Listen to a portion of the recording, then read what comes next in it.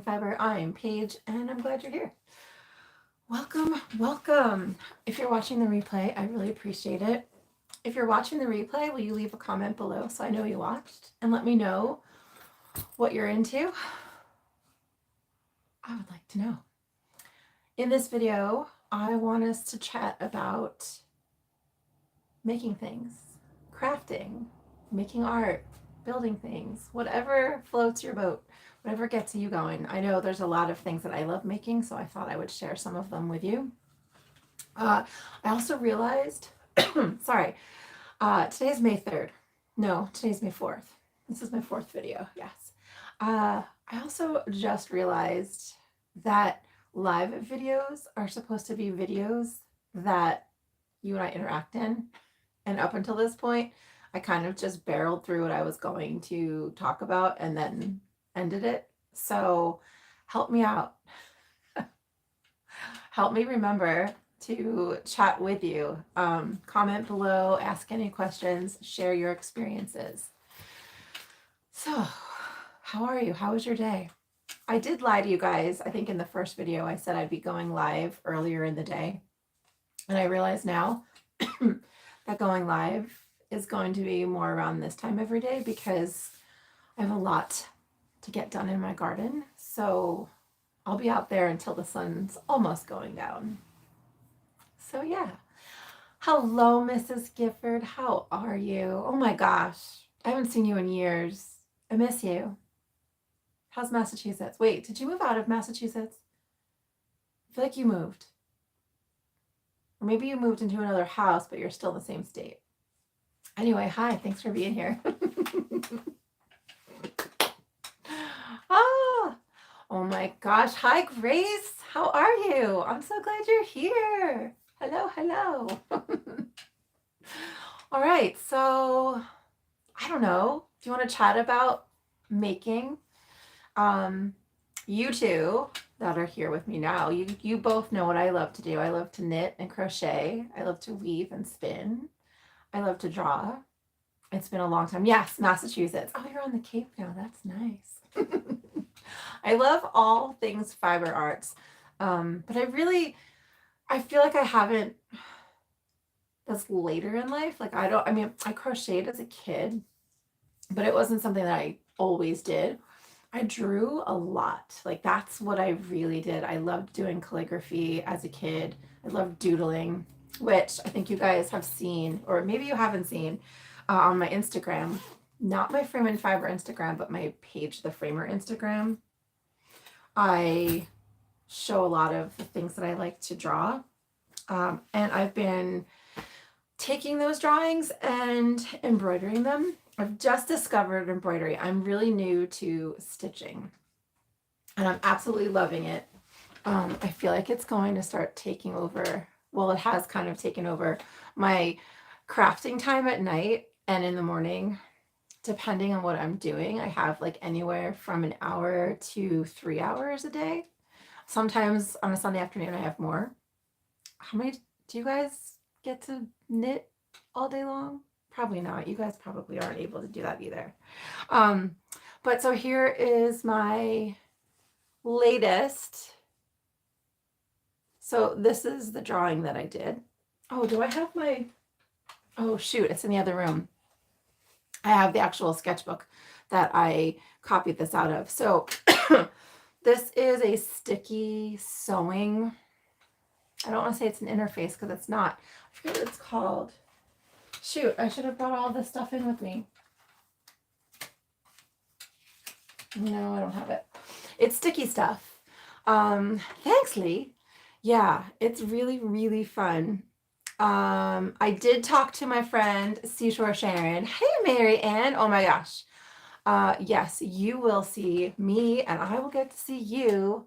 It's going to be rainy, so at Maryland Sheep and Wool. Sorry, that's what we're talking about. I am going and I cannot wait. So like I said, I love drawing. I do it all the time, but only recently have I really translated, taken my drawings to a different level, which is the embroidery. And I discovered it because I just started watching everyone doing their cross stitches and said, oh, I want to cross stitch. And then from the cross stitching, I have the embroidery. So yeah, this is sticky stuff that sticks onto your fabric, but you can put it in a photocopier and copy onto it or draw onto it. But I had already had these drawings done.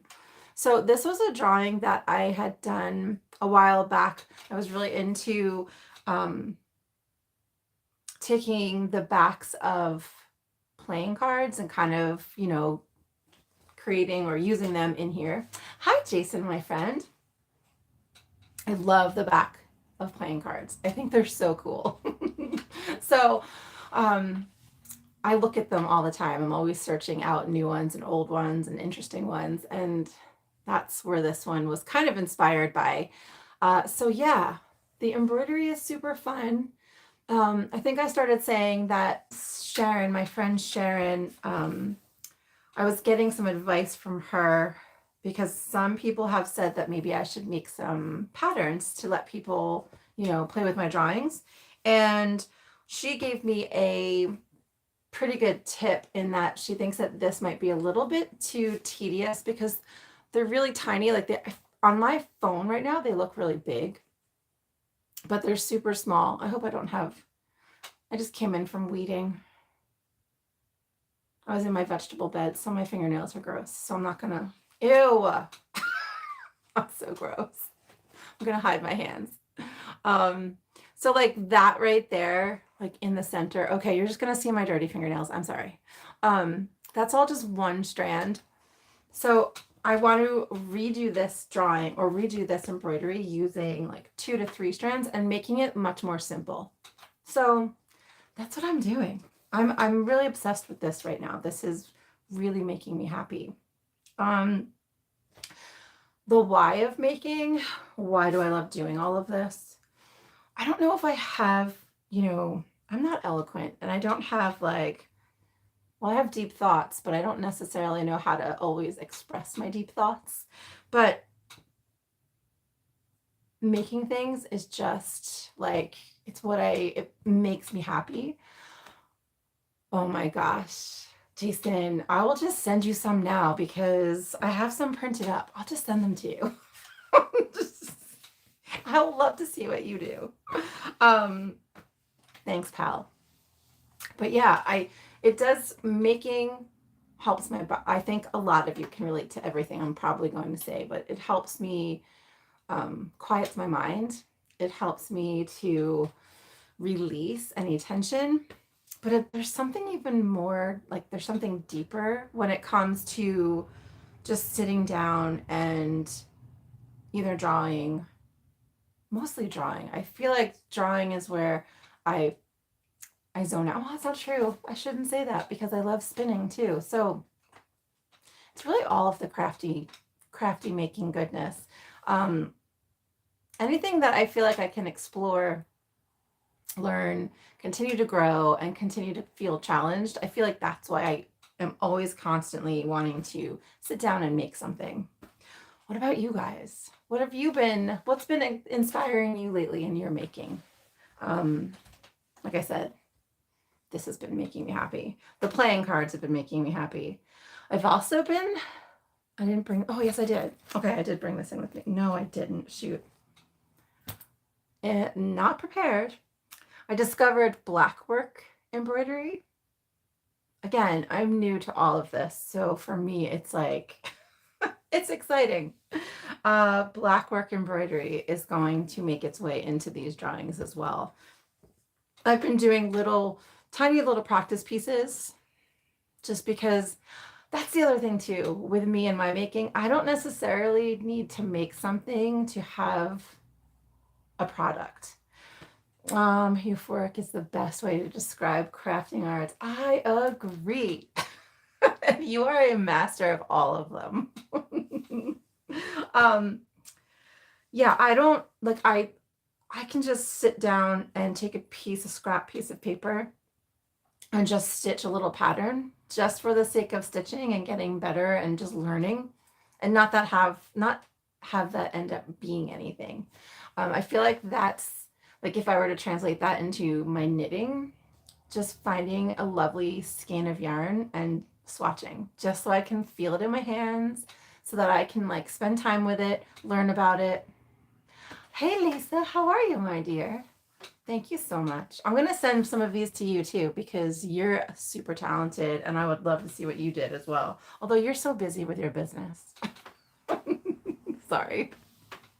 So yeah, I don't necessarily have to have a project or an end result, an end goal with making. It's more just doing. You know, I think if I were a piano player, just be like sitting down one day and just practicing whatever they practice. I don't play music, but it's the same thing. It's just practice. And that's something that when I'm at the shop and I'm teaching people or talking with customers who come in for a project, so many people are so like they're not free in their making. And so I really want to help them see it in a different way, like help them to just see it as like it's a brain exercise or it's a heart exercise, not just something to make, even if it is something that you're making for your grandkid. So was that rambly? I'm sorry if it was. Anything else that I should tell you about making that I love doing? There's so much more. Like I said in my video yesterday, I used to work at a stained glass shop and I absolutely loved doing the stained glass. It was super fun. I worked at the stained glass place during and kind of after I was in college for metalsmithing. And so going from the metalsmithing to the stained glass was kind of like a break. Like it's not as complicated as the metalsmithing was. So it just was lovely. And my boss, Jason, who I worked for, was such a talented artist that it was so wonderful to he would draw and design these windows. Thanks, Jason. And I would get to then cut the glass and recreate his drawings in a window. So it was super fun. I loved doing that. I feel like there was a point, and I can't remember why I just told you that. Well, I guess because I just love doing it. On another note, what's the other note? Oh shoot! Oh my gosh, you guys! It just flew out of my head. Something about these videos and talking to you. Oh my gosh, I forget. I wanted to say something about the videos. Rats. Oh well. Weaving is going slowly in my world. So, oh, speaking of weaving, Jason, yours are incredible. Have you been taking classes or did you just like figure out how to do all that on your own? Because that one pattern that you showed was incredible. Like, it looks complicated to me. I've only ever used my rigid heddle and done plain weave. I've never gone further, like using pickup sticks or double weaving. I've never done any of that. And I think it's because I've only to this point figured things out on my own. So weaving is one of those things where I really want to just make some time to take some classes and really understand. I think the problem is with weaving classes, a lot of the classes that I'm seeing, I don't see a lot with rigid heddle. I see it more you're self-taught. Yes, I want you to show me sometime. Can I come visit you in Rocky? I'll bring my little rigid heddle. What are you weaving on? Because it looks way more complicated of a weave than I think I could get on a rigid heddle. So that, it's amazing. Bravo, my friend. You're amazed. Amazed. Yeah, I can't remember what I was going to tell you. So we're just going to forget it. I can't wait to talk to you tomorrow about my garden because I'm out there in the thick of it. I wish I could do the video out there. Ooh, can I move this? Is it like YouTube's? Oh, it is. Okay. I mean, this is YouTube. It's your Ashford. Wait, your Ashford. So that's a rigid heddle? Is that what that is? Oh my gosh. Oh, what's your knitting project? Wait, is that what you just said? You're obsessed with a wrap that you're knitting? Let me show you what my most recent make. Oh, that's Lisa, not Jason. Okay, Lisa is obsessed, not Jason. I was going to ask you to show me. You can't show it to me. Oh my gosh. Sorry, kids. So much joy. I love that you have so much joy. Is it the wrap that you just showed in your last video? I feel like you started it, right? I feel like I saw it. Welcome back from vacation, by the way, Lisa. Okay.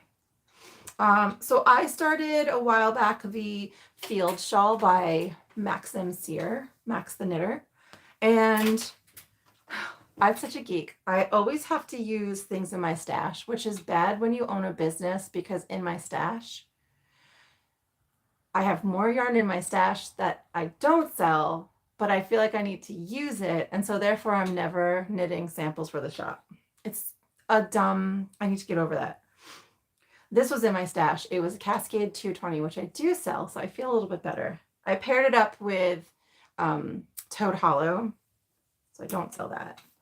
But I'm halfway done. No, I'm more than halfway done now. So this is one half of the shawl. And then it's so simple. I feel like everyone who's been obsessed with that half and half wrap, which I don't think I could do, it looked way too tedious. I feel like I understand why they're obsessed with it because I'm obsessed with this. This is beyond easy. Like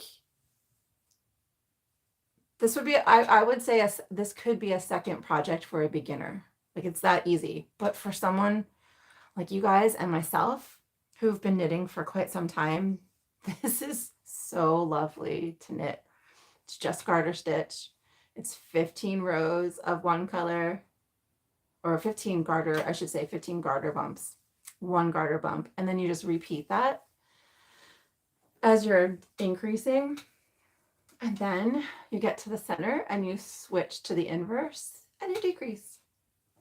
How lovely is that? How easy is that? It's so fun. That's my project that I've been doing when I am chatting with friends, or like I don't bring my embroidery around with me, so I do carry this around with me. I am a slow maker too. That's another thing. It's hard to have a YouTube channel and a shop, a yarn shop when I am such a slow maker. I do too many things. Like I said in the other video, I am a jack of all trades. So like right now, I've got embroidery, I've got knitting, I'm fermenting veggies like a mad woman. I have a crazy huge garden going right now. I bet you there's something else that I'm forgetting. So that's what I mean. Like I'm kind of spread thin. I wouldn't have it any other way because I love it. But like I said, it makes it a little bit hard to have a YouTube channel that is making based and a yarn shop when a project like this, which is just knitting, and it is, I think it's probably going to end up being 2.5 skeins of each color. So it is a lot of yarn, but that's going to take me probably another month to get that finished. So yeah, it is what it is. It's how I roll. And that's it. That's how I roll. All right. Thanks for being here, pals. I'm really, really glad you were. Oh, Lisa, I'm going to see you tomorrow.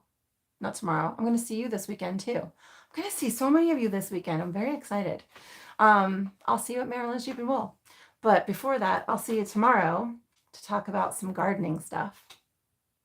And yeah, thanks for being here. And I will see you next time.